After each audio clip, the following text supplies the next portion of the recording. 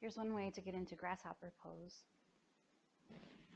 Start with the knees bent, feet up in front of you. Cross your left ankle on top of your right thigh. Keep the ankle flexed. And then grab the foot and move it over so the sole of the foot is flush with the outer edge of your right foot or right thigh. And scoot the right foot closer. Take your left arm up, lengthen the spine a lot. Start twisting to the right and then bend the elbow and get the sole of the foot way up back there, not just against the upper arm, but so high up there that the outer right thigh is also up against the back of the upper arm.